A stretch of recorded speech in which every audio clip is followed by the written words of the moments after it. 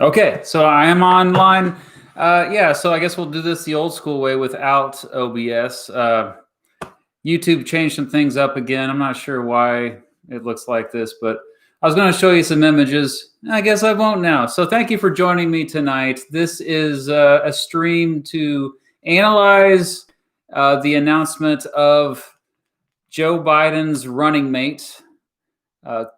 Kamala Harris is the choice, Biden's choice. And so we're going to kind of look at some context as we always do, and I'll take your questions afterward. I won't take too long as far as my little reaction to it. But for starters, this is the fourth ticket on a major party that we've seen in American history in which there's a woman on the ticket, and Joe Biden announced early on that he would be running for president with a woman on the ticket. And he officially announced it when he was asked, when he debated Bernie Sanders. I believe that was back in February, or maybe, no, that was March, because I think it was already post-pandemic, maybe April, for crying out loud. But regardless, he said, yeah, he just straight up said it. It doesn't matter what the qualifications are. I'm going to have a woman as my running mate. And he basically stressed kind of the symbolism of it, I think. And then a couple months later, when we see the Black Lives Matter protests in reaction to the murder of George Floyd, then he started talking about, I don't know if it was him, but everyone around him was saying maybe we should have a woman of color as your running mate. And it's all symbolism. A lot of you will mention this is identity politics. This is, it's sexist, it's racist. But I think you're kind of missing the point here. I think it is all about the symbolism. Obviously, so many people are qualified to be vice president. So many of you in the comments right now are qualified to be vice president. Well, maybe you're not 35. Most of you are probably under 35. But regardless, you need to think about it in terms of history. This is a big deal. Now, this is the month that marks the 100th anniversary of the 19th Amendment passed in 1920 that gave women the right to vote. I'm actually currently making a video that I hope to release Friday that looks at that long struggle for women to get the right to vote and to serve in Congress. And it's fascinating to me, like what men and women used to say to justify why women should not vote. It blows my mind. I mean, and it was just 100 years ago. Some of the smartest people around the world were justifying why women should not be allowed to vote, despite admitting that they were citizens. And so, as you all know, there are not many women in politics. A lot of women, I've actually looked at this quite a bit. A lot of women, for starters, aren't even interested in getting into politics. And we could go off on a tangent about why that is, but I do think that things have changed, especially the last 2 years. We've seen a resurgence. Maybe Trump has something. Okay, yeah, Trump definitely has something to do with that. But you're just going to expect more and more of it. And I do think this is a glass ceiling that could get broken this time. Kamala Harris is different than Hillary Clinton in many ways. I saw some people commenting on Twitter saying, this is almost as bad as Hillary Clinton. Is this going to be the first woman president potentially? Look, definitely Kamala Harris she leans more to the left than Hillary Clinton. If you look at her voting record in Congress, she definitely is one of the most left-leaning voters. Now, she hasn't been in the Senate very long. And a lot of people bring up the fact that before she was a senator, she had a pretty crappy record as attorney general, and definitely kind of represented the status quo and kind of made things worse. I mean, she was all about the war on drugs and all about like continuing to lock people up for ridiculous reasons. Kind of a very conservative record. And it kind of made me think about, well, Joe Biden kind of has a conservative record too when it comes to law and order and criminal justice. If you look at his record throughout the decades. So it's like, I know that Trump and Pence were trying to frame their campaign as the law and order campaign, similar to Richard Nixon back in 1968 and 1972.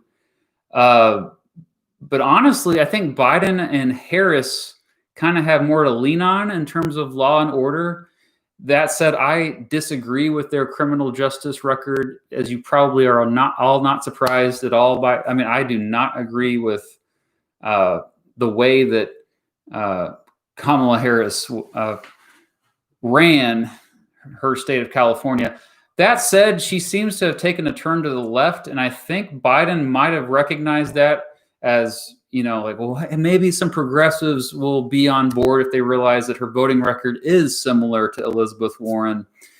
Kamala Harris is, of course, a person of color. She identifies as Black. She has if you look, there's a great video that just came out by Useful Charts that breaks down her ethnic background. She's part Indian, part African descent.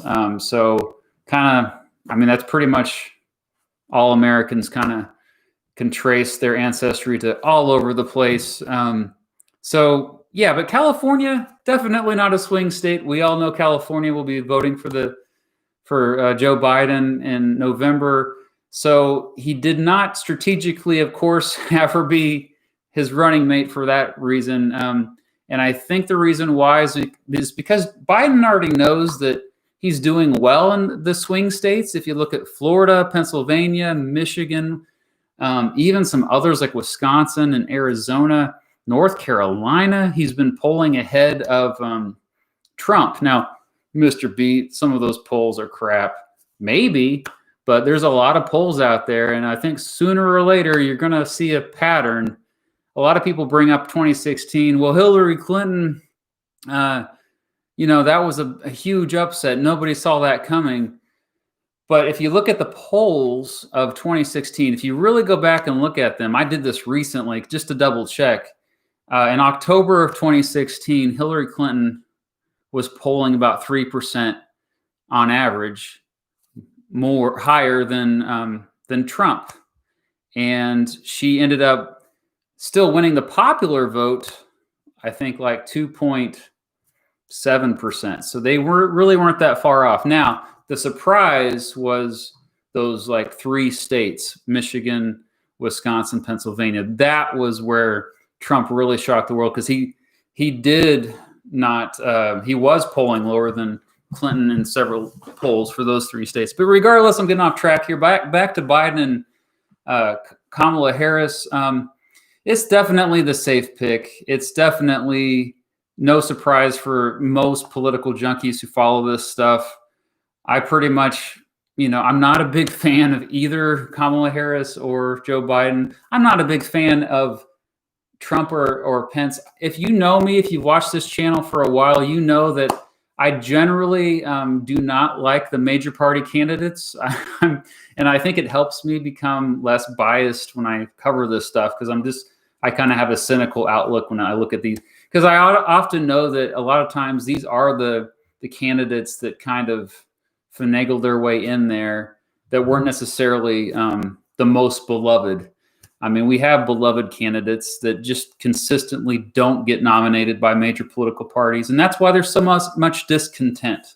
That goes back to the problem with plurality voting and, first past the post. And until we get rid of that, we're going to have many elections where it's the lesser of the two evils. It's always the lesser of the two evils. We've been doing this for generations. If you are voting for the first time in 2020 and you're like, oh, it's Biden or Trump, oh my gosh. Yeah, now this year in particular, we have some very uninspiring candidates. I will tell you though, Kamala Harris, I always try to gauge how popular, like with the masses, like in terms of grassroots popularity a candidate is. And I remember when Kamala Harris was she ran for president. She was in there until I think it was December when she dropped out of the race. I did see Kamala Harris stickers and signs. It wasn't like, she does have enthusiastic supporters. They are out there. Most of you, when I first posted this stream, you're like no. Like most of you, I think, don't like Kamala Harris too much, and I understand that, but just be aware that she does have some big fans out there. So I think Biden also thought of that as well. Now, why is this important? Why is this pick important? Well, Biden is probably not going to run for a second term. In fact, he may not even be alive for a second term. I know that got dark quickly, but so if you look historically, we've seen this time and time again.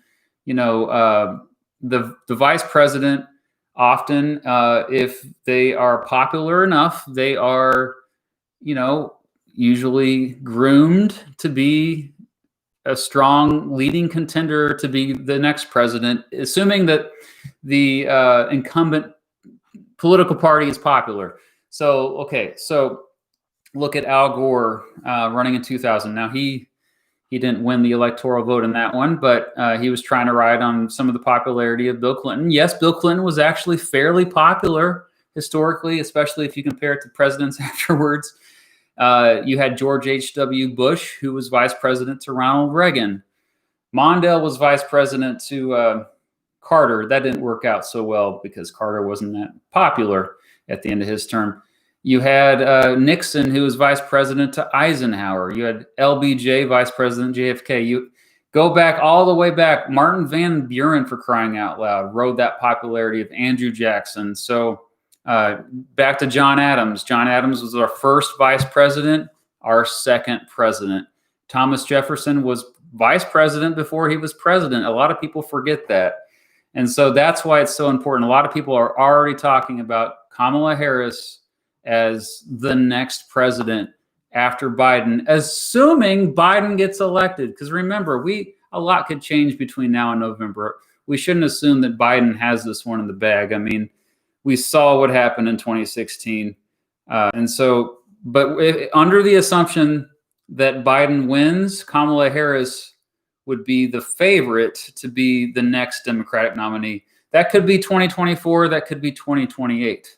Is that going to satisfy the more left-leaning wing of the Democratic Party? Probably not, because she is the status quo in many ways. She's not the most exciting candidate for many people that are on that side of the spectrum generally. So I don't think we should just assume that she would be the next favorite, but because she probably would at least get a pretty big challenge. And there's a lot of exciting candidates who could potentially challenge her, in 2024, 2028. So on the Republican side, if Trump pulls it out, then definitely look for Kamala Harris to run in 2024 for sure and be the favorite. So yeah, it was a big decision. It was a big choice. Biden and the Democratic establishment definitely gave Kamala Harris the golden ticket today. Historically, again, going back, like I said, this is the fourth time you've had a woman on a major party presidential ticket. The first time was 1984 with Geraldine Ferraro. She was the running mate to Walter Mondale. Walter Mondale was not favored to win that election. Reagan, by that time, was fairly popular, running for re-election. He was polling really well, and Mondale it wasn't looking good. So Mondale kind of just threw a curveball. A lot of people didn't see it coming. He kind of wanted to make history, I think, with his pick of Ferraro. But she was a relative unknown member of Congress before that from New York. She, of course, made history by being the first female running mate, but they got their butts kicked in the general election. So, but it was kind of cool that it was, as far back as 1984 that happened. So jump ahead to 2008. I remember that election very well. I participated in the primaries and caucuses in both political parties that year. It was an exciting election for many reasons. Of course, that's when Obama got elected, but John McCain, who was a fairly popular moderate Republican, despite his foreign policy, he kind of knew that, in order to defeat the first African-American candidate from a major political party in American history, he had to also come out swinging with like another wild card. And I'll never forget when he announced his running mate would be Sarah Palin. I had no idea who that was. Most of the country had no idea who Sarah Palin was. We were immediately Googling her name. Who is Sarah Palin? Oh, the governor of Alaska. Before that, a mayor of a town that has, 5,000 people, I think. And so we had a lot of catching up to do. She did not make a very good first impression with most Americans, which some people say that she was a big reason why McCain lost that election in 2008. However, she did have diehard supporters, and you see some overlap with some of the supporters of President Trump today. She definitely tapped into something that was populist, that was culture war-ish. She is still around today, and she ended up having quite a media career after that election. Of course, they lost. It was a closer election, but that was 2008 was the closest we got to our first female in the executive branch in terms of like the president, vice president. 2016, most of you already know about. That's still history, though. Can't believe it was 4 years ago, but Hillary Clinton, of course, led the ticket. She was running for president. Tim Kaine, most of you probably already forgot who that dude was, the senator from Virginia who was her running mate. And again, I mentioned earlier, we all know what happened with that, but she was favored to win, ended up losing. The fact is, if Biden and Harris pull this off, and they are still, I imagine that he will still be predicted to win because the polls will continue to show him, not because Biden is popular. Very few people are excited about Biden, but just because so many people are fed up with the direction of the country right now. We still have a struggling economy. Many Americans are not happy with how our federal government in particular has handled the pandemic. When you look at other countries like, New Zealand, life is back to normal in New Zealand. I just think that's when it comes to the economy, are you better off 4 years than you were 4 years ago? A lot of Americans will say, no, I'm not. This 2020 has been a crappy year for most Americans because of the pandemic. Did Trump cause the pandemic? No, he'll get blamed regardless. I really think Trump had a good opportunity to redeem himself by the way he handled the pandemic. And you see his approval rating was creeping up there in March. But then a series of missteps and the fact that the economy is lagging, and especially when Americans look to other countries and we see that, it's not going so bad in your country, but it is in our country. That's when you saw the polls start to go down for Trump. That said, he still has a diehard base who will do it would literally the Fifth Avenue thing where Trump can go out and, strangle a baby on Fifth Avenue and people would still support him. I think that is true. I really do. It is a cult of personality, just like JFK was a cult of personality. I don't know if Trump's probably more of it, but it's all about this idea. It's not necessarily about policies or anything. It's about owning the libs. It's pretty interesting. I know a lot of Trump supporters. Most of my family support the president. And it's interesting to see how they kind of break things down as this year has been developing. I do see a little bit of questioning that I didn't see before 2020. And so that's kind of made me think if that's going on, then it's not looking good for the president to get reelected. I'm not going to straight up predict anything right now, but I can just tell you that's,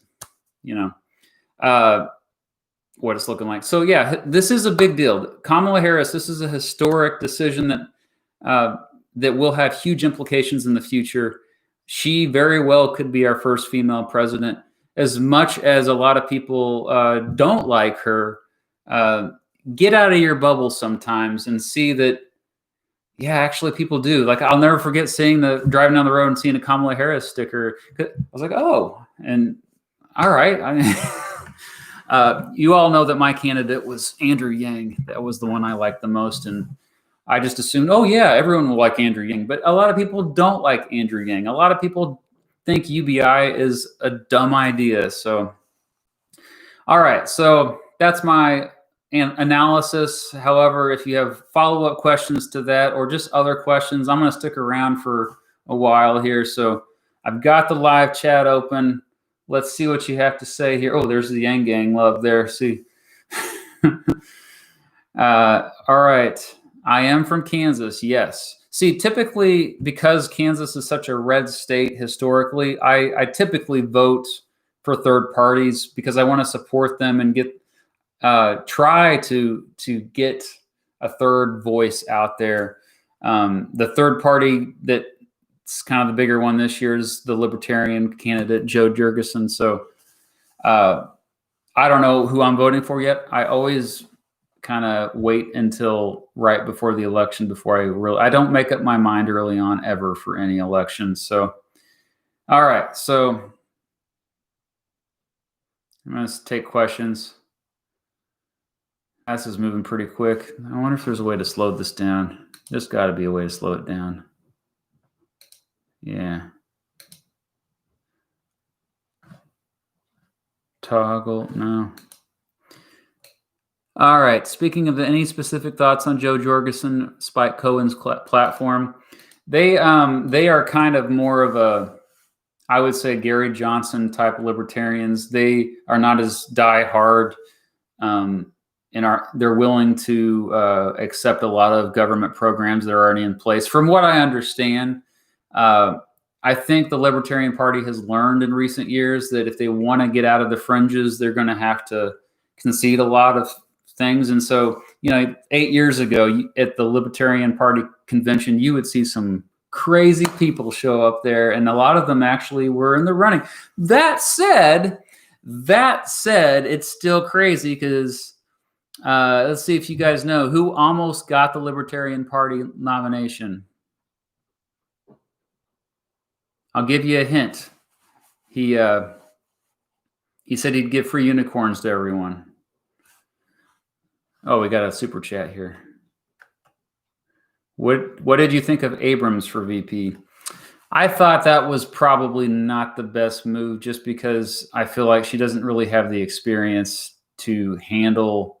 It would have been similar to Sarah Palin going in there. I don't think she would have been able to handle all the attacks, whereas Kamala Harris, I think, will be able to handle a lot of the attacks. She's kind of vicious, really, when it comes to, you have to kind of be, it goes back to, what does it take for a person to want to run for public office?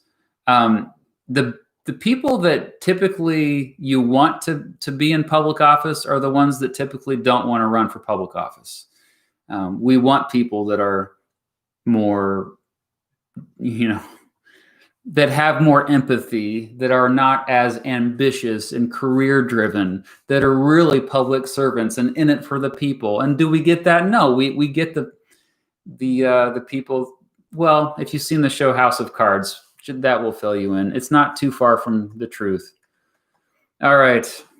I got another MPJ West. Thank you. The Yang Gang going strong. I did Liz Warren. Nerds got to support nerds.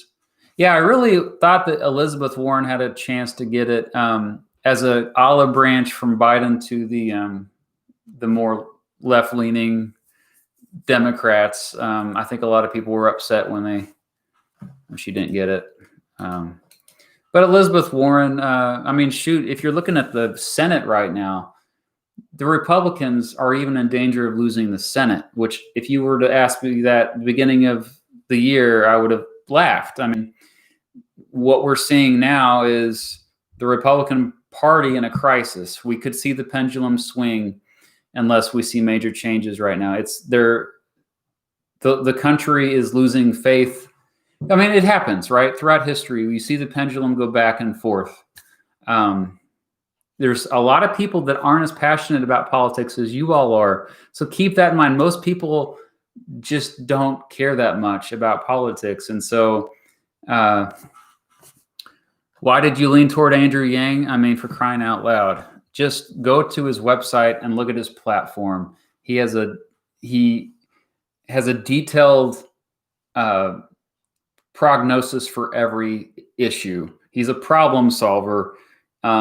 It's not politics with him. He just basically, and I don't agree with all of his solutions. I do agree with that he's addressed all the problems that we have.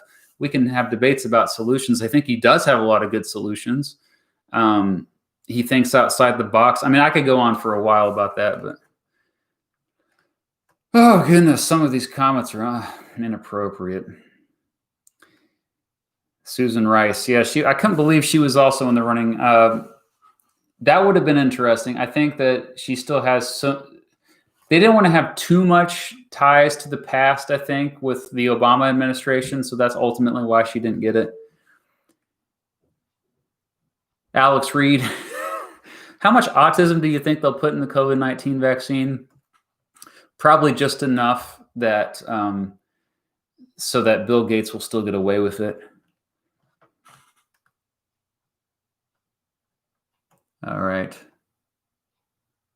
This is moving quickly. It's hard for me to keep up. Mr. Beat, what do you think of Nikki Haley?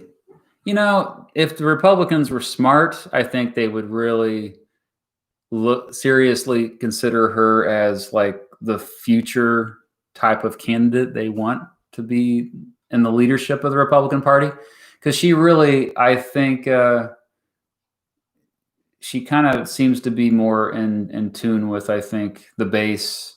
And she also kind of has the appeal of, she can tap into like Republicans who aren't that enthusiastic with Trump, who just plug their nose and vote for him anyway, even though they hate the way that Trump presents himself. What are your thoughts on Tulsi Gabbard? Eric Greenman asked that. Thank you, Eric. I liked Tulsi Gabbard for the most part. I mean, the thing I like most about her is she really is a maverick. She like the fact she is like a presidential candidate who really didn't have a home for a political party. Like, so she just went with the Democrats. But non-interventionist foreign policy is where I connected with her the most. I have a very that's important to me, a non-interventionist foreign policy.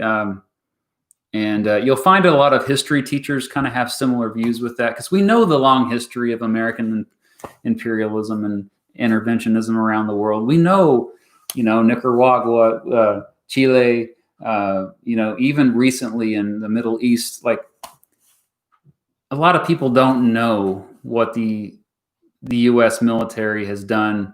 Not the military itself so much, but the leadership, what's going on, that we are orchestrating a lot around the world. I just did a video about the Congos, and we supported the DRC because the DRC was against, well, back then they were called Zaire. It's because they were against the communists, and it doesn't matter if they were brutal dictators. We supported lots of brutal dictators. It gets more complicated than that. Dominic Richardson, thank you. All are all post-World War II presidents war criminals? You could make that argument. That's a bit too cynical for me, though. A lot of people that first become president, and Trump included, they go into it with more idealism, but then once they get in there, they realize they're not really running the show. And I think you got to have that mentality. I think, I've read a couple books about Harry Truman, and that was one of the biggest conclusions I drew out of it. It was like, Truman actually, because I used to not like Truman so much, he really had a lot of people that were up to shady crap, a lot of schmucks around him that were up to shady crap. And it took him a while to catch on. To assume that one person, especially in the American form of government, really has that much control. We can't just blame one person so much when even the executive branch, we're talking about millions of people in the executive branch. So when we say, oh, one president is a war criminal, I mean, sure. Recently, the United States dropped bombs on children in the Middle East, in Yemen. Can we blame that directly on President Trump? Well, I don't necessarily think so. I think it's more complicated than that. There's other people involved. A lot of times there's generals that are making those calls, and the president just, trusts the generals to do that. Okay. Looks like I'm Joe Marshburn. Thank you. Thank you from Canada. So yes. What are your thoughts on Biden's mental sharpness? Any bets on whether or not Biden will finish out a single term? I think that if he gets elected, I predict he will not go longer than one term. He may even resign earlier. I don't know. There is clearly something going on with his brain that he's not the sharpest. There's something, he struggles sometimes to speak. And the thing is, though, President Trump does too. That's probably the most worrisome thing, is that you see the two major candidates. They're going to be the oldest two major party candidates in the history of our country, both in their mid 70s to upper 70s. And both are clearly on the early stages of dementia that and can barely handle the physical nature of it. It's troubling. I remember in the 1980s, people were talking about Ronald Reagan. He joked about it, and when he ran for re-election in 1984, that he was too old or whatever. Well, he was a few years younger than both Trump and Biden. I just think that it was important that Kamala Harris was, she's, what is she? I think I don't know how old she is. I'm going to guess younger. She's in her upper 40s. I don't know. Okay. Good question, though. My computer locked up there. Live chat locked up. Am I still working on here? Oh, there it goes. Okay. Sorry if I'm delayed on some of this. Okay. Brand Delight, thank you for the super chat. Any ideas what a post-Trump GOP looks like? Another great question. Based on historical patterns, I think that the Republican Party definitely needs to go through this right now. They are having a bit of an identity crisis. I think there's parts of Donald Trump they want to latch onto and keep, and I think they should, frankly. Especially like the fact that he's just so unfiltered and just kind of, I think that trend will continue. However, they're definitely going to have to probably go back to the center. We don't realize this, we forget about it, but the last 40 years have been the conservative decades. It's been a very conservative time in the United States my whole life. Mostly because of the culture war, but the pendulum's going to swing. So the Republicans will have to concede on some issues. I think they're going to definitely probably become more libertarian because of that, just to kind of, but generally, go back to 1996 or 1992. We like to think we were really divided in the 90s. But if you look at Bob Dole versus Bill Clinton in 1996, and Ross Perot was there too, all three of them were mostly had similar policies, okay? The differences were not nearly as stark as we see today. So I think that we're going to see more similarities between the parties again, going forward. All right, Pepsi Man 53, thank you. The thing about picking Harris as Biden's beep is how she exposed Biden's weakness as a debater and his not so stellar racial record.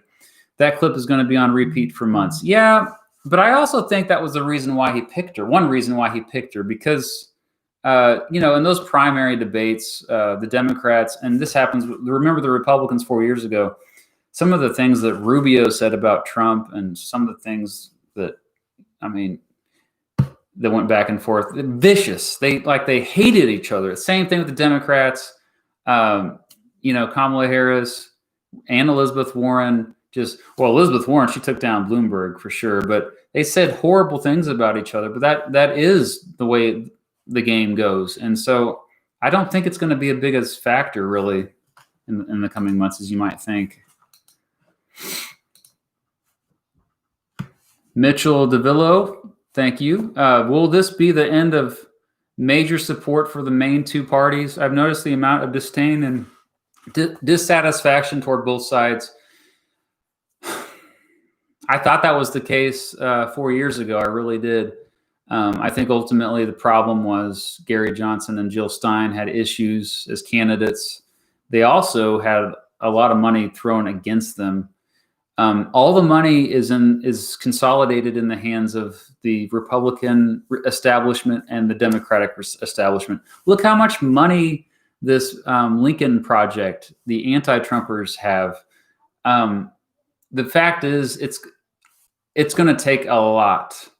And even if what's more likely to happen is what happened in 1892. 1892, you had the Populist Party that was a major third party that did very well. But what happened? The Democratic Party co-opted the Populist Party. And so you're going to see that. And then the Republicans and Democrats co-opted the Progressives.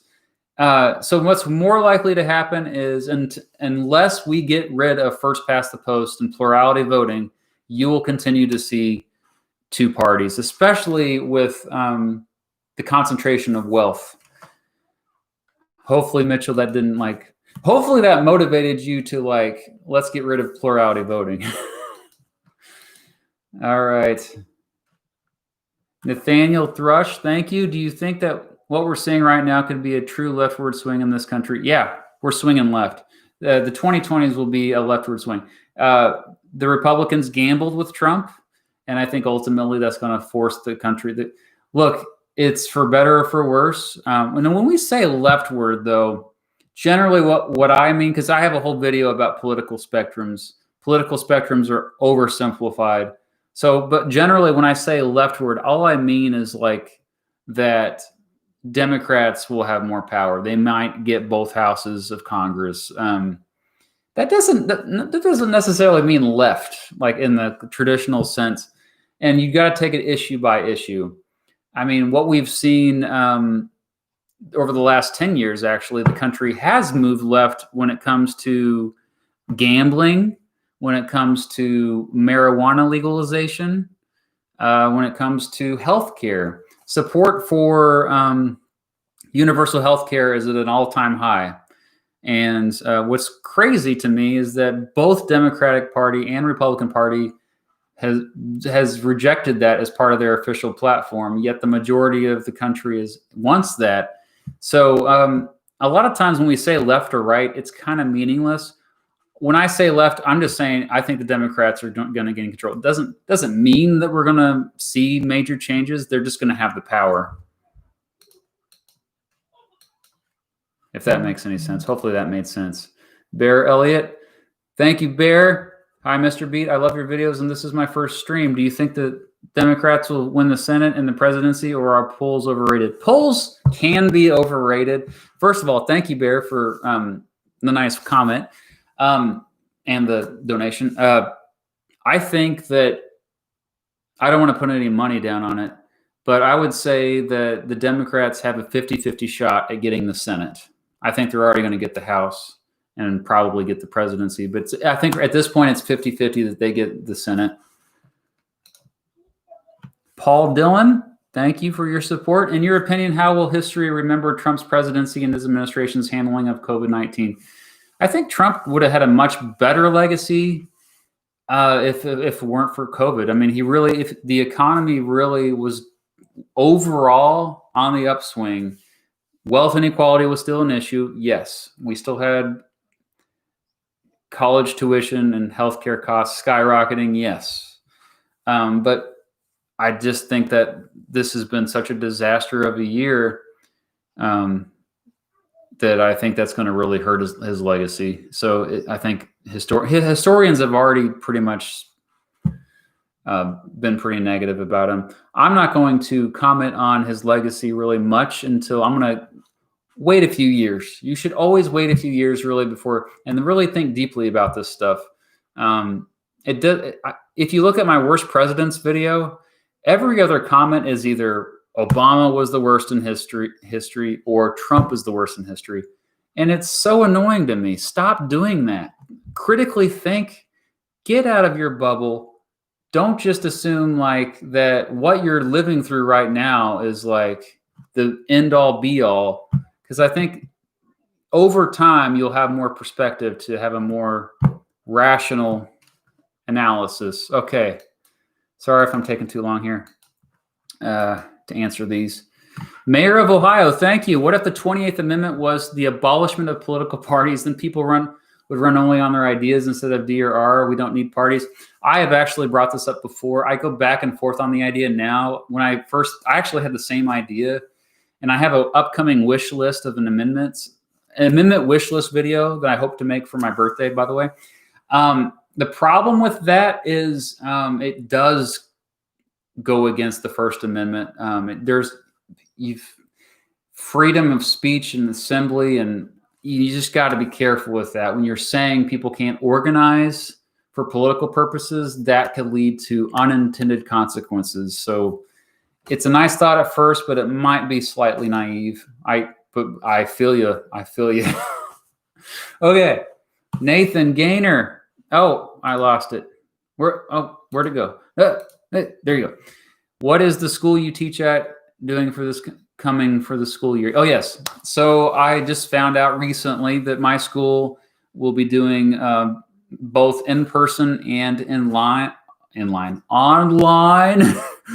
Like you are right now, online.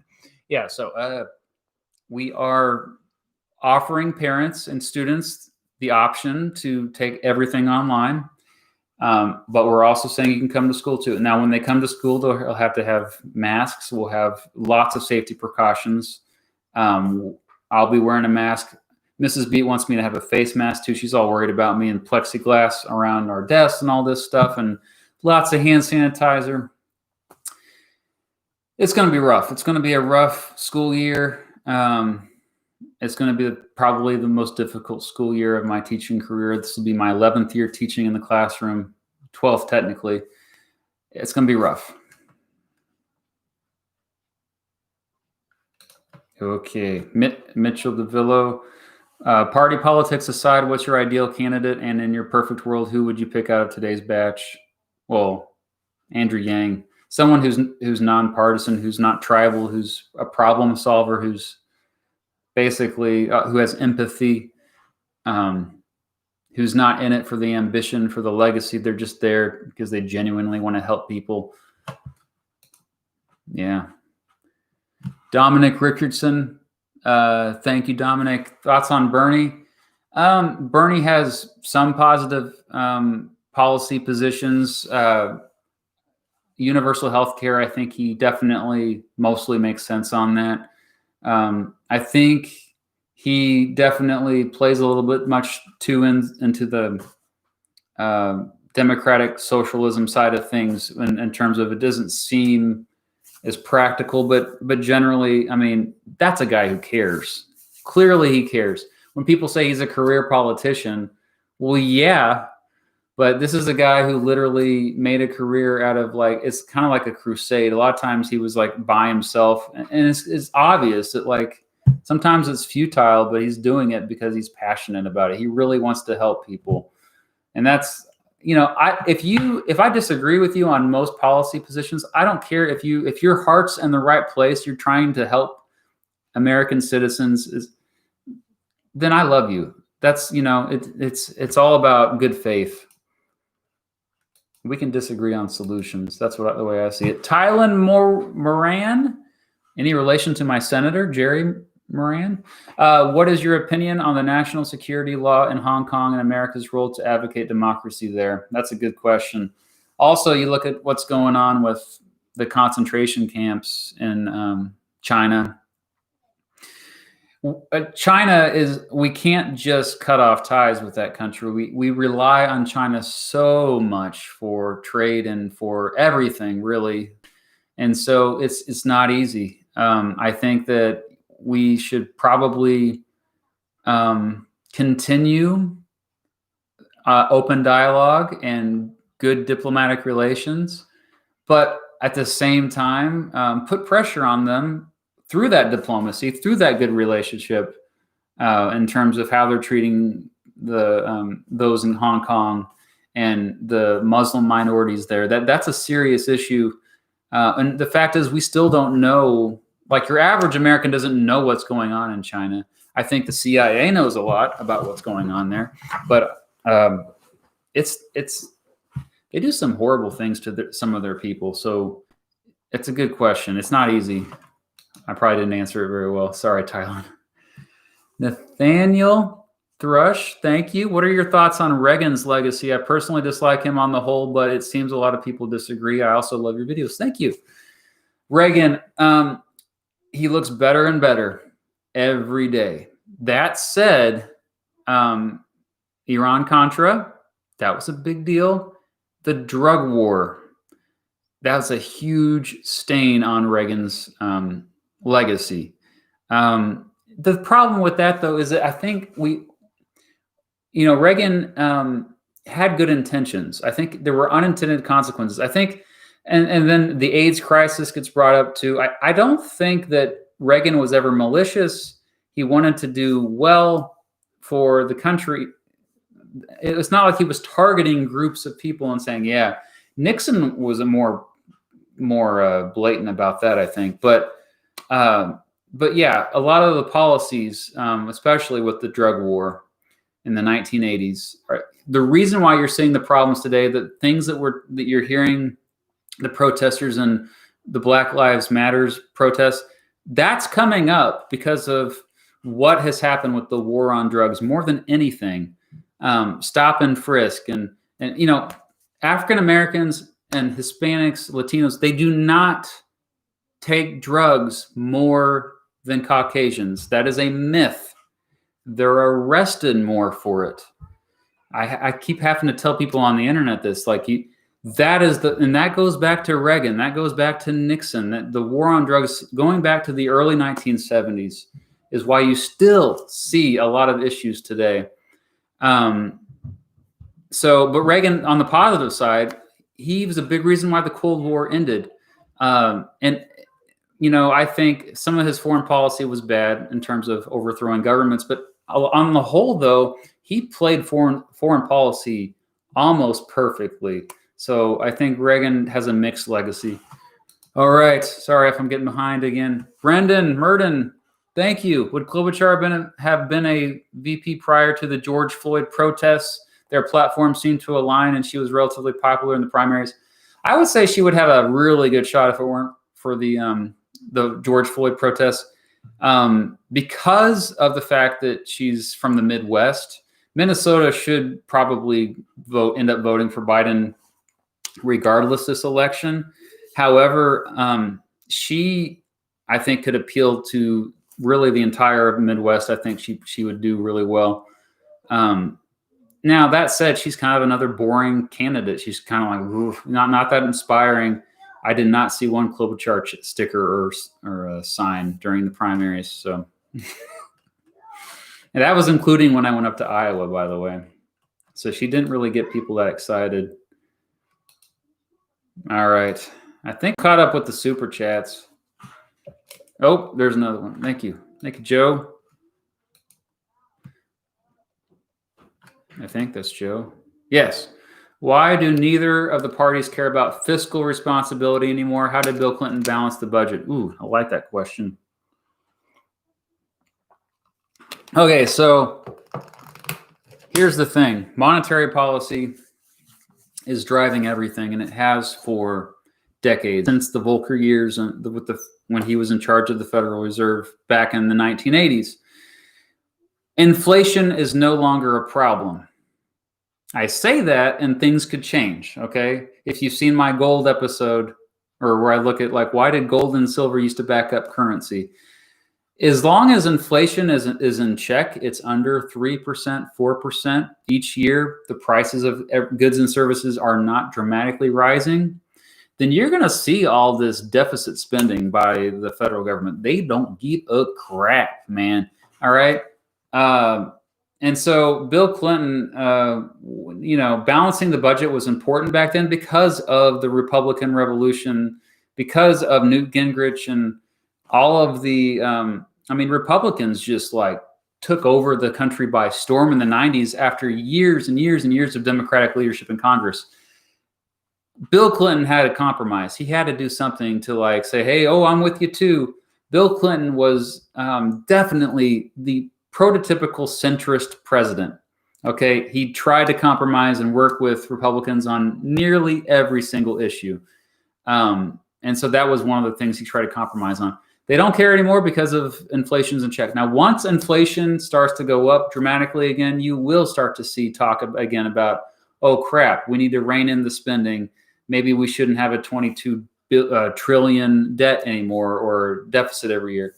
But remember, the only president to completely get rid of the debt and deficit was Andrew Jackson, okay? And Andrew Jackson kind of now seems like a fool. Most economists now view Andrew Jackson as a fool. We live in the times of John Maynard Keynes. Keynesian economics dominates. We are in those. As long as Keynesian economics dominates, we're not going to see either major political party talk much about fiscal responsibility. Although the libertarians still talk about that. So, yeah. All right. I think I caught up with the super chats. I'll take maybe a couple more questions here while we're, if you aren't on my Discord server, I'd love to have a lot of you join me in the Discord server. The link is in the description of this video. If that link doesn't work, please let me know. I think it works. I tried it recently. Of course, follow me on Twitter and, all that crap, Instagram. Mrs. Beat makes me promote all that stuff. Although, don't get me wrong, I like to participate in social media as much as I can. Oh, I got a couple more questions here. Okay. Nathan Gaynor, thank you. Would you ever run for president? No, I don't. No, I don't think I would ever want to run for president. The only way I would ever run for president is if millions and millions of people just won't shut up about it. I'm like, fine. But no, that would be honestly one of the worst jobs ever. Now, I might run for representative, like for my state someday. That would be kind of cool, like to at the local level represent my neighbors and stuff. Abhishek Pradhan, thank you so much. I'm sorry if I butchered your name. Love your Supreme Court brief series. Thank you. I always get a good level of it because they don't get many views. So thank you very much. How do you think American politics will change as millennials begin to replace the baby boomers as the largest demographic? I think we will continue to see social issues being less and less of a big deal. What I've noticed about both Trump supporters and Biden supporters, I shouldn't say Biden supporters, I should say Biden voters. People that identify as Democrat and Republican, they both have in common, and I'm just talking about millennials, they both don't give a crap about social issues. Live and let live, and so I think we will continue to see like less legislation for behavior. However, I do think that you're still going to see a big divide among millennials when it comes to what should be the role of government, what should be the government exactly be spending money on and focusing on. Even the abortion issue, which has historically been a wedge issue, I think that's not going to be as much of a wedge issue with millennials. I think there's a lot more millennials who see the nuance in that issue. That's a great question. These are great questions tonight. Thank you. Oh, yeah. Oscar. Thank you, Oscar. Oscar Solis. Love your stuff. Should the Senate be abolished to make the government more efficient? No, one of the beauties of the Constitution, I think, was, well, you make a good point. You do, because we've seen it get out of control. But I do like the fact that it takes a lot to get a law passed. And it does take a lot to get the Constitution amended, because it has to be something that everybody's on board with. Now, that said, we know how divided our country is. Well, I'm not sure if you're from the United States or not, but because of the United States being so divided, yeah, I mean, we've already seen the supermajority going away in the Senate. If you have 51, then it passes. That's a relatively new thing. That's just the last few years, and it's because of how divided the United States is. So I would not want to see the Senate abolished. I would like to see it reformed. I would like to see the House of Representatives reformed as well. I think that the districts need to be better drawn up. Gerrymandering is an issue. I think that there should probably be more representatives for certain states, like Texas needs more representatives. Florida needs more representatives. So does California.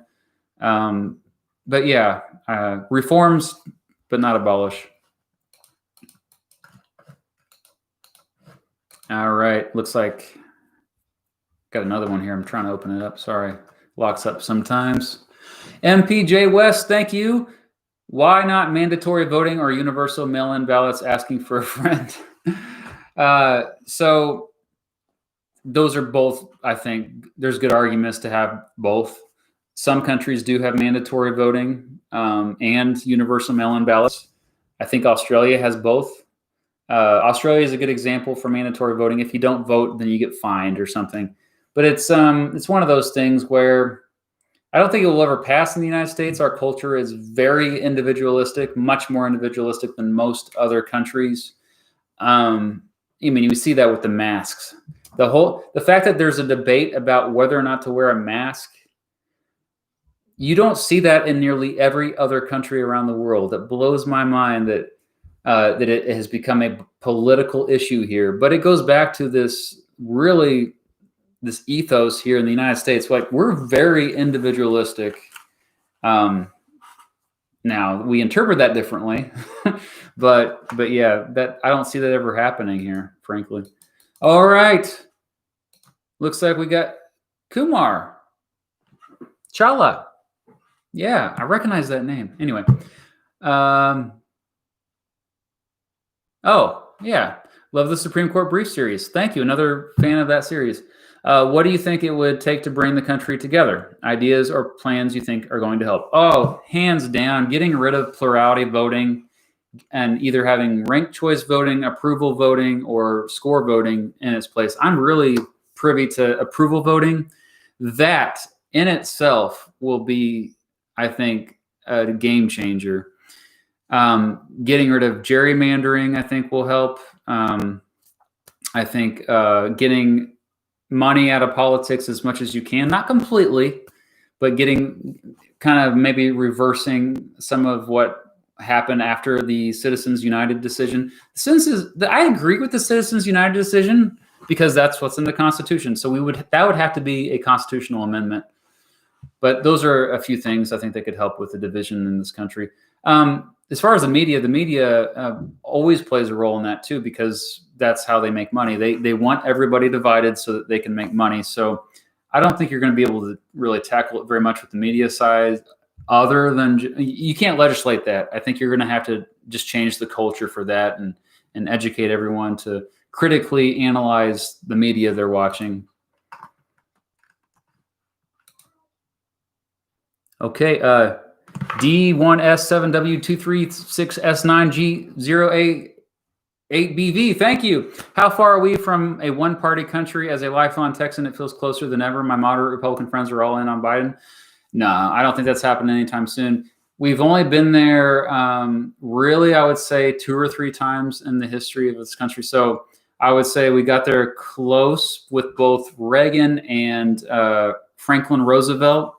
But really, ultimately, the two times that we only got there was James Monroe when the Federalist Party collapsed, and then we had just the Democratic Republicans left. That was in between 1815 and 1825, the era of good feelings. And then the beginning of our country, when we had George Washington in charge, people put aside their differences because they loved George so much, and we were a new country. We're just testing things out. So I don't think we'll be a one-party country anytime soon. It probably will happen at some point, though. But no, it's Texas is interesting too. I saw some polls that Biden was beating Trump in Texas. That would be insane if that actually happened. Holy crap, JJ McCullough. JJ, thank you so much. Glad you joined us here too. I'm glad you joined us. Okay. What would be your pick for the most famous photo in U.S. history? Ooh, I love this question. Holy crap. I mean, you know, a few stand out. I'm trying to make sure I get a good one. Yeah, it will probably be the can I bring it up? Let's see here. Just search Iwo Jima. Because I was supposed to have OBS here, but this is, you can't see. The Iwo Jima, where the soldiers are holding up the flag. So the most famous, I think, photo in U.S. history is one taken on the other side of the world. Yeah, that would be the one I would pick. So I love it. MPJ West, thank you. Maverick Cosson asks, oh, okay. Maverick Cosson asks, I am 12 years old, but I have learned so much about politics, and I love your show. Well, thank you. Glad they help you. Man, who do you think will win Florida? It's, again, 50-50. Maybe 55-45 in Biden's favor at this point. But as most of you probably already know, what goes down in Florida pretty much determines who will win the election. So if Trump can pull off Florida, he still has a chance. So Florida is especially important to look at. But if Trump loses Texas, then all bets are off, and he's lost the election, in my opinion. Because if you can't win Texas, although Texas has changed, so I do get it. Radtke, thank you. How many Supreme Court picks do you think will happen in the next 4 years? Well, you have like 3 or 4 who are, I think, over the age of 65, maybe 70. So, yeah, I would say at least 2. So if that's how a lot of Americans vote for the president based on that. Now, don't forget, the Senate has to approve of the nominee. Okay. But that said, yeah, a lot of Americans are voting for either Trump or Biden's purely because of their Supreme Court picks. RBG is going to be out, I think, regardless. I mean, no matter what in the next, she's had so many health problems. I think she's going to retire here probably next year. But yeah, at least 2. Good question. All right.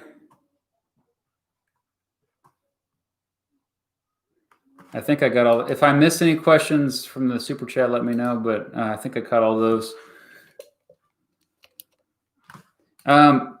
Okay. Oh, somebody asked about the book. How is your presidential election book succeeding since you published it? First of all, thank you all for buying it. If you bought a copy, this is kind of embarrassing, but I had a mistake in it, and it's kind of crazy. So I have since corrected the mistake. So if you buy it, it's fixed now. But a couple of viewers pointed out to me that I said that Romney was the governor of Utah instead of the governor of Massachusetts. And if you watch my election of 2008 video, you will clearly see that, yeah, I said Romney was the governor of Massachusetts. But I think somewhere along the line it got changed because I had a brain fart, and then I forgot to change it back. I don't know what happened. But that was an embarrassing mistake. But yeah,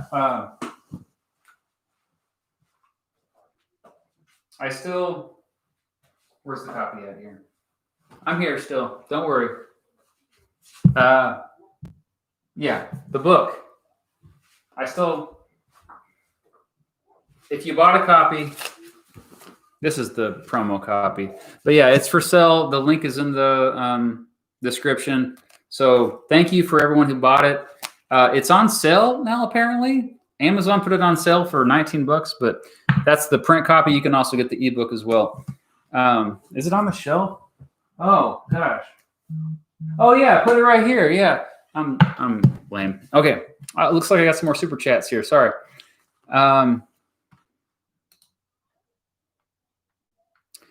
Vanilla Ike, that is a great username.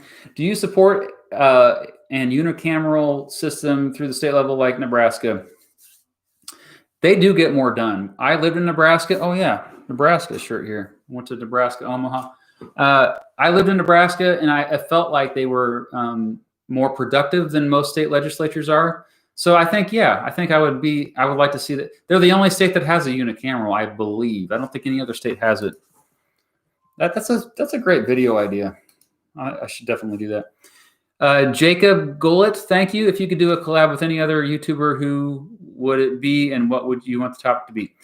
I've already got to collaborate with a lot of YouTubers that I admire a lot. I think just for giggles and craps and giggles, J-Reg would be fun. I've become a fan of him since you guys all turned me on to him after my political spectrum video. Mr. Beast would be fun. So just all of you, just go ask Mr. Beast if we could collaborate, because obviously our names are so similar. There's a lot of YouTubers though. I still, I'm collaborating with History 360 this Friday. That's coming out. Oh, the topic for the topic, J-Reg, I think it would clearly be like, we would have to take a political test or something. I don't know. I might do that anyway.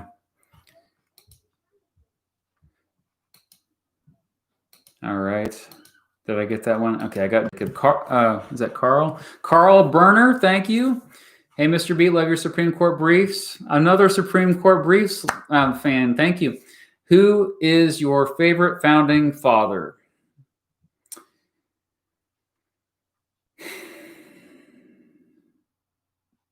George Mason. Yeah, I think George Mason was the biggest. He's a big reason why the Bill of Rights happened. He was right there with James Madison trying to get those. Yeah, I got to say George Mason. All right, Peter Croves just wanted to donate. Thank you, Peter, so much.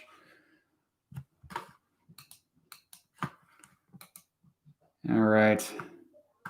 Oh, thank you, Zom Ruler.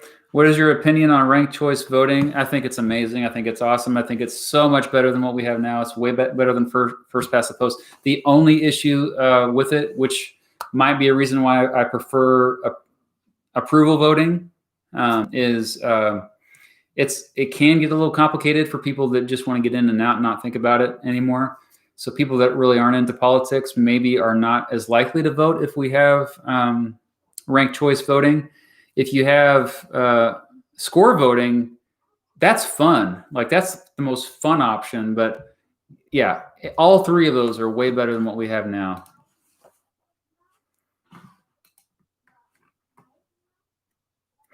Okay, I'll try to catch some of these other questions here. Maybe I'll stay on for a few more minutes. I got to put my daughters to bed here. I said I'd do that. I know they're waiting for me. So, 2073-040 says, thank you. Any plans on ranking the top 10 best and worst Supreme Court justices and members of the House of Representatives throughout United States history? Absolutely. I already have an idea somewhat of what my list would look like. I'm hoping to release those later this year. So look forward to those. I mean, yeah, those ranking lists. The only problem with, I don't like to do too many opinion videos.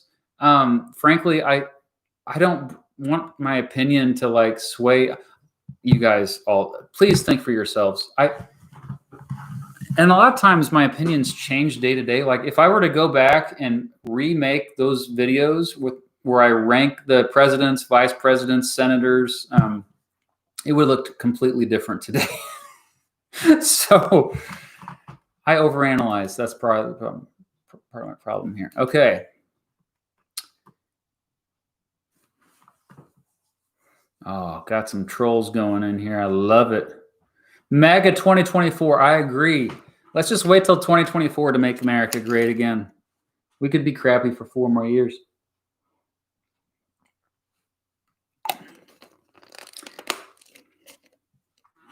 I hope I didn't miss. Yeah, okay. If Robert Jr. Yang ran for 2020, would you vote for him? You already know the answer to that, of course. Is Robert Jr. Yang in the chat? Because I would totally flip out if you were. Oh, hey, Pablo Antonio from Chile. Yeah, greetings from Chile. Loved your president election on American history vids. What's your favorite series? Series that I make? Or just in general? If it's in general, what I've been watching lately, there's this YouTube channel called Weird History. It's a big corporation like owns it, and there's like a whole team. That's why they make the videos look so great, and I'm jealous. But they are amazing, and they have a series that came out where it's actually an idea that I had a long time ago. I just never was ambitious enough to actually do it. They're doing a video for every year in history, and they're starting with the 1980s. So they had a 1980 video, 1981, 82, 83, and 1984 just came out. Those videos are incredible. I highly recommend. In terms of my own series, I would just say probably the presidential election videos. Although the compared series is it's a lot of fun to make, and it gives me an excuse to like explore places that I never would look at otherwise. A lot of the places that I research, I have never been to. Maybe that's obvious sometimes. That's a little like kind of talking trash on myself, but I tend to spend more time on those videos, and I just appreciate how I can learn all about the world when I make that series. So geography has always been my number one thing, believe it or not.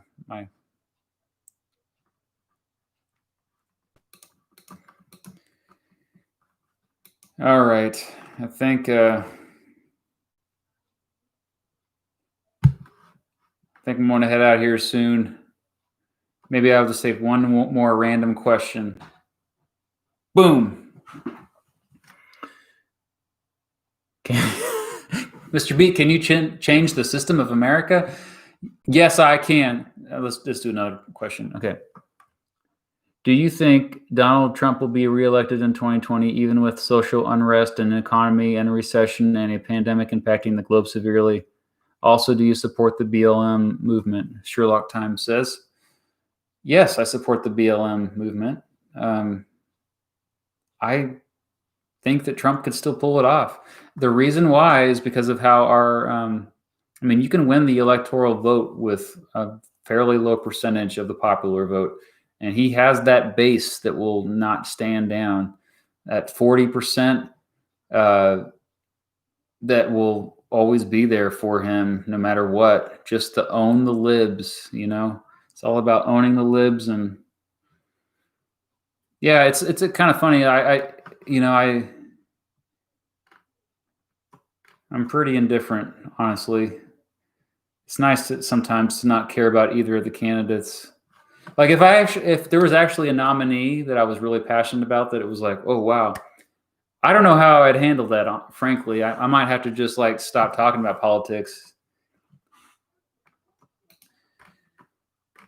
All right, I'm going to sign out. It's been great. Sorry I didn't get to show you all the fun visuals that I put together. Of course, OBS was not linking up with the live stream, but regardless, this has been fun. Thank you for being here. It was a good crowd tonight.